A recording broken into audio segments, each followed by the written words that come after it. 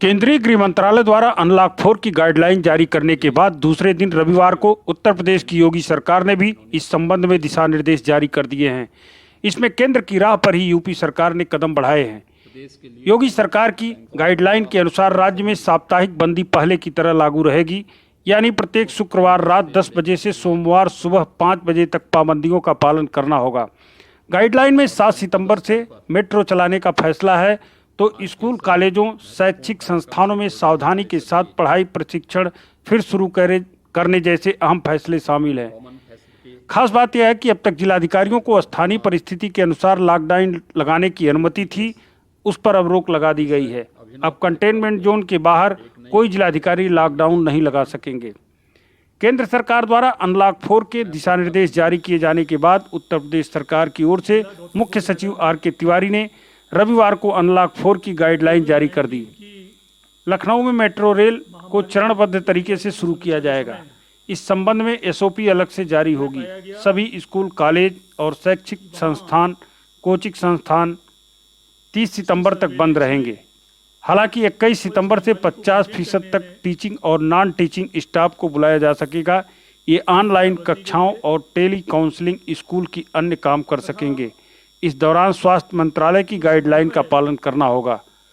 उत्तर प्रदेश सरकार की गाइडलाइन के अनुसार 21 सितंबर से कंटेनमेंट जोन के बाहर स्थित स्कूलों में कक्षा 9 से 12 के छात्रों को स्वैच्छिक आधार पर जाने की अनुमति होगी, लेकिन स्कूलों को इसके लिए बच्चे के माता पिता से लिखित अनुमति लेनी होगी। पोस्ट ग्रेजुएट के छात्रों के लिए आईआईटी और आईआईएम जैसे तकनीकी व प्रबंधन से जुड़े पेशेवर शिक्षण संस्थान तथा पीएचडी जैसे शोध कार्यों से जुड़े उच्च शिक्षण संस्थान खुल सकेंगे। इनके लिए उच्च शिक्षा विभाग कोरोना की स्थानीय स्थिति को देखते हुए एसओपी जारी करेगा। अनलॉक 4 राजनीतिक, सामाजिक और धार्मिक संगठनों के लिए राहत लेकर आई है। अभी तक इनके समारोहों पर प्रतिबंध लगा हुआ था, लेकिन 21 सितंबर से उन्हें इसकी इजाज़त दे दी गई है। शर्त सिर्फ इतनी ही है कि समारोह में भाग लेने की संख्या 100 से अधिक नहीं होगी और इसमें physical distancing, face mask, sanitizer और थर्मल स्क्रीनिंग की व्यवस्था करनी होगी। कंटेनमेंट जोन के बाहर जिलाधिकारी द्वारा किसी प्रकार का लॉकडाउन नहीं लगाया जा सकेगा। कक्षा 9 से 12 तक के छात्र मर्जी से स्कूल जा सकेंगे। सभी स्कूल, कॉलेज, शैक्षणिक और कोचिंग संस्थान छात्रों और शैक्षणिक कार्य के लिए 30 सितंबर तक बंद रहेंगे। हालांकि ऑनलाइन व दूरस्थ शिक्षा को अनुमति रहेगी और इसे प्रोत्साहित किया जाएगा। वहीं कंटेनमेंट जोन के बाहर के क्षेत्रों से कक्षा 9 से 12 तक के विद्यार्थियों को अध्यापकों से मार्गदर्शन के लिए स्कूलों में स्वैच्छिक आधार पर जाने की अनुमति होगी। इसके लिए विद्यार्थियों के माता पिता या अभिभावकों की लिखित सहमति आवश्यक होगी। यह व्यवस्था 21 सितंबर 2020 से लागू होगी। इसके लिए एसओपी स्वास्थ्य एवं परिवार कल्याण मंत्रालय द्वारा जारी की जाएगी। 21 सितंबर से स्कूलों में टीचिंग, नॉन टीचिंग 50% स्टाफ को ऑनलाइन शिक्षा या परामर्श के लिए बुलाया जा सकता है। इसके लिए स्टैंडर्ड ऑपरेटिंग प्रोसीजर स्वास्थ्य एवं परिवार कल्याण मंत्रालय द्वारा जारी की जाएगी। राष्ट्रीय कौशल प्रशिक्षण संस्थानों, औद्योगिक प्रशिक्षण संस्थानों, राष्ट्रीय कौशल विकास निगम या राज्य कौशल विकास मिशन, भारत सरकार व राज्य सरकार में पंजीकृत अल्पकालिक प्रशिक्षण केंद्रों में कौशल या व्यावसायिक प्रशिक्षण की अनुमति होगी। राष्ट्रीय उद्यमिता एवं लघु व्यवसाय एवं विकास संस्थान, भारतीय उद्यमिता संस्थान, उद्यमिता से विकास संस्थान उत्तर प्रदेश और उनके प्रशिक्षण देने वालों को भी अनुमति होगी। यह व्यवस्था 21 सितंबर 2020 से लागू होगी।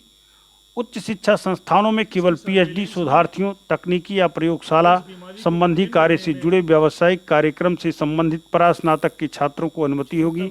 हालांकि ऐसा कोविड-19 की परिस्थितियों के मूल्यांकन के संबंध में उच्च शिक्षा विभाग और गृह मंत्रालय से विचार विमर्श के बाद ही होगा। कंटेनमेंट जोन के बाहर जिलाधिकारी द्वारा स्थानीय स्तर पर किसी प्रकार का लॉकडाउन नहीं लगाया जाएगा। इससे पहले यह फैसला जिलाधिकारियों पर स्थानीय परिस्थिति के अनुसार छोड़ा गया था। अंतर्राज्यीय एवं राज्य के अंदर व्यक्तियों और माल आदि के आवागमन पर कोई प्रतिबंध नहीं होगा। पैसेंजर ट्रेनों से आवागमन, घरेलू हवाई यात्राएं, विदेश में फंसे हुए भारतीय नागरिकों का आगमन, विदेशी राष्ट्रिकों को निकालने से संबंधित वंदे भारत और एयर ट्रांसपोर्ट बबल फ्लाइट द्वारा आवागमन की अनुमति जारी रहेगी। 65 वर्ष से अधिक आयु के व्यक्ति, एक से अधिक बीमारी से ग्रसित व्यक्ति, गर्भवती स्त्री और 10 वर्ष से कम आयु के बच्चे सिर्फ स्वास्थ्य संबंधी आवश्यक परिस्थिति में ही घर से बाहर निकल सकेंगे। 21 सितंबर से सभी सामाजिक, अकादमिक, खेल, मनोरंजन, सांस्कृतिक, धार्मिक, राजनीतिक कार्यक्रमों और अन्य सामूहिक गतिविधियों को अधिकतम 100 व्यक्ति के साथ शुरू करने की अनुमति होगी। फेस मास्क का प्रयोग, शारीरिक दूरी का पालन और थर्मल स्कैनिंग, सैनिटाइजर आदि की व्यवस्था अनिवार्य होगी। शादी विवाह संबंधी समारोह में अधिकतम 30 और अंतिम संस्कार में अधिकतम 20 व्यक्तियों की शामिल होने की अनुमति 20 सितंबर तक जारी रहेगी। उसके बाद अधिकतम 100 व्यक्तियों की सीमा लागू होगी। सभी सिनेमा हॉल, तरणताल, मनोरंजन पार्क, थिएटर, सभागार और इस प्रकार के अन्य संस्थान बंद रहेंगे, जबकि ओपन एयर थिएटरों को 21 सितंबर से शुरू करने की अनुमति होगी। साप्ताहिक बंदी यथावत रहेगी। प्रत्येक शुक्रवार रात 10 बजे से सोमवार सुबह 5 बजे तक साप्ताहिक बंदी अभी भी जारी रहेगी। इस बंदी के दौरान प्रदेश सरकार द्वारा स्वच्छता और सैनिटाइजेशन कराया जा रहा है। मेट्रो को 7 से हरी झंडी 7 सितंबर 2020 से मेट्रो को चरणबद्ध तरीके से चलाया जाएगा। इस संबंध में एसओपी अलग से जारी की जाएगी।